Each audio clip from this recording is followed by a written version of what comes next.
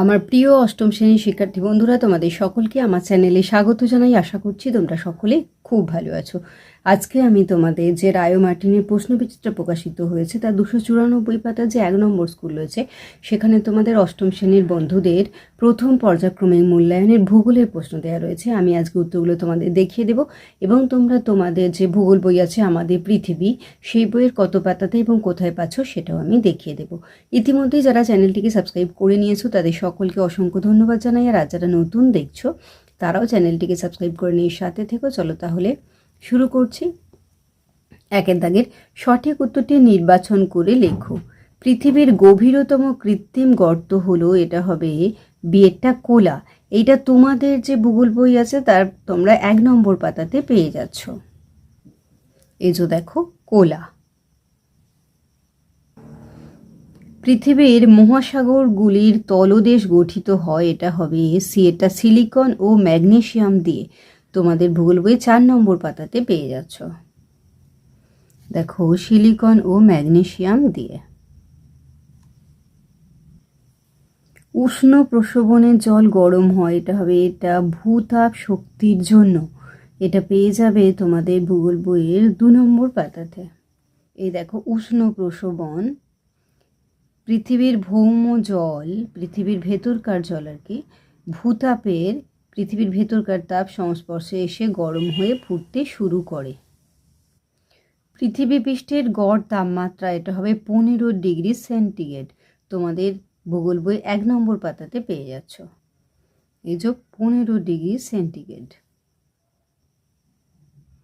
S তরঙ্গ প্রবাহিত হয়, এটা হবে কঠিন মাধ্যমের মধ্য দিয়ে। 14 পাতাতে পেয়ে যাবে। এই দেখো এস তরঙ্গ কঠিন মাধ্যমের মধ্য দিয়ে প্রবাহিত হয়। অন্তঃকেন্দ্রমণ্ডল ও বহির্কেন্দ্রমণ্ডলের মধ্যে আছে, এটা হবে বিয়েটা লেহম্যান বিযুক্তি রেখা। 6 নম্বর পাতাতে পেয়ে যাবে। এই যে দেখো। এবার চলে আসি শূন্যস্থান পূরণ। পৃথিবীর প্রতিবেশী দেশগুলির মধ্যে সার্কভুক্ত দেশ নয়, লিখবে চীন ও মায়ানমার। এটা তোমাদের বইয়ে 74 পাতাতে পেয়ে যাবে। এইখানে দেখো প্রতিবেশী দেশগুলোর নাম দেয়া আছে, মায়ানমার আর চীন কিন্তু দেখো সার্কের অন্তর্ভুক্ত নয়। ভুটানের প্রধান নদীর নাম হলো মানস এবং প্রধান ভাষা হলো জাংথা। 75 পাতাতে পেয়ে যাবে। এই যে প্রধান নদী হয়ে যাচ্ছে মানস আর প্রধান ভাষা জাংথা। শুদ্ধ বা অশুদ্ধ লেখো। সার্কের সদস্য দেশের সংখ্যা হলো 8টি, এটা হবে শুদ্ধ। 74 পাতাতে পেয়ে যাবে। এই যে দেখো 8টি দেশ। নেপালের প্রধান ভাষা বাংলা, এটা হয়ে যাবে অশুদ্ধ, এটা হবে নেপালি। 74 পাতাতে পেয়ে যাবে। এই দেখো প্রধান ভাষা নেপালি। 3 দেখো নিচের প্রশ্নগুলি সংক্ষিপ্ত উত্তর দাও। পাকিস্তানের জলসেচ ব্যবস্থা কী ধরনের? এটা তোমাদের বইয়ে 77 পাতাতে পেয়ে যাবে। এই যে দেখো পাকিস্তানের জলসেচ, এই বৃষ্টিপাতের এইখান থেকে তোমরা এই ক্যারেজ প্রথা পর্যন্ত লিখবে। পরের প্রশ্ন, নেপালের পর্যটন শিল্প সম্পর্কে যা জানো লেখো। এটা 75 পাতাতে পেয়ে যাবে। এই যে দেখো নেপালের পর্যটন শিল্প, এখান থেকে ওই পর্যটন থেকে স্থান পর্যন্ত লিখবে। সারা পৃথিবীর পর্বতারোহীরা নেপালে পর্বতারোহণ করতে আসেন কেন? এটা তোমাদের যে ভূগোল বই আছে 75 পাতাতে পাবে। আমি দেখিয়ে দিচ্ছি। সার্ক কত সালে গঠিত হয়? এটা হবে 1985 সালে। 74 পাতায় পাবে। আমি দুটো উত্তরই দেখিয়ে দিচ্ছি। চলো, সারা পৃথিবীর পর্বতারোহীরা যে নেপালে আসছে, দেখো এই সারা থেকে স্থান পর্যন্ত লিখবে। আর সার্ক গঠিত হয়েছে দেখো 1985 সালে। 4 নিচের প্রশ্নগুলি সংক্ষিপ্ত ব্যাখ্যামূলক উত্তর দাও। 1 টিকা লেখো। দেখো সিসমোগ্রাফ, এটা 15 পাতাতে পাবে। এটা তোমরা এই ভূমিকম্প সিসমোগ্রাফ এখান থেকে এতটা লিখবে, তারপরে আবার এইখানে এই পুরোটা লিখবে। পরেরটা দেখো প্রশান্ত মহাসাগরীয় আগ্নেয় মেখলা, এটা তোমরা তোমাদের বইয়ের 16 পাতাতে পাবে এবং রায় মার্টিনেও আমি তোমাদের দেখিয়ে দেব। এই যে দেখো এই পৃথিবীর থেকে এই এতটা লিখবে। এই যে দেখো এইখান থেকে লিখবে তোমরা, এখানটা পুরোটা লিখবে, তারপর এখানটাও লিখবে, এতটা লিখবে। ভূমিকম্পে পি, এস ও এল তরঙ্গের বৈশিষ্ট্যগুলি লেখো। এটা 14 পাতাতে পাবে।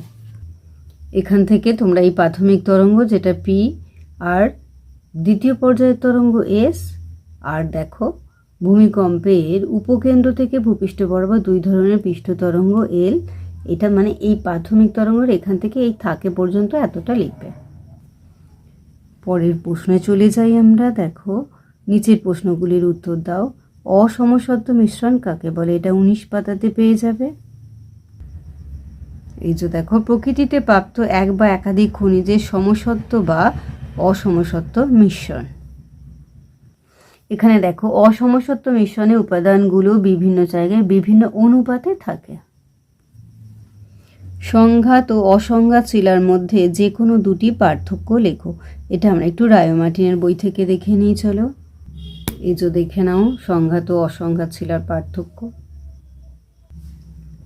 পিট কয়লা রূপান্তরিত রূপটি কি লেখো? এটা 23 পাতাতে পাবে। পিট কয়লা রূপান্তরিত রূপ দেখো গ্রাফাইট। কাস্ট ভূমিরূপ কি? এটা 25 পাতাতে পেয়ে যাবে। এই যে দেখো এই চেরাপুঞ্জি থেকে এতটা লিখবে। তার আগে এটা যোগ করবে যে জার্মান শব্দ কাস্টের অর্থ উন্মুক্ত প্রস্তর ক্ষেত্র। খনিজের কাঠিন্য পরিমাপের স্কেলের নাম লেখো। এটা তোমরা 26 পাতাতে পেয়ে যাচ্ছ। এই দেখো খনিজের কাঠিন্য পরিমাপের স্কেল হচ্ছে মোহ স্কেল। মার্বেল শিলার যে কোনো দুটি বৈশিষ্ট্য লেখো। এটা 24 পাতাতে পেয়ে যাবে এবং রায় মার্টিন থেকেও আমি একটু দেখিয়ে দিচ্ছি। এই দেখো মার্বেল। এই যে দেখো মার্বেলের বৈশিষ্ট্যগুলো পরপর দেখে নাও।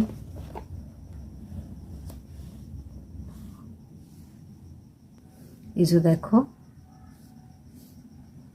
এতটা লিখবে। পরের দেখো শিলা থেকে কিভাবে মাটির সৃষ্টি হয়, 27 পাতাতে পাবে।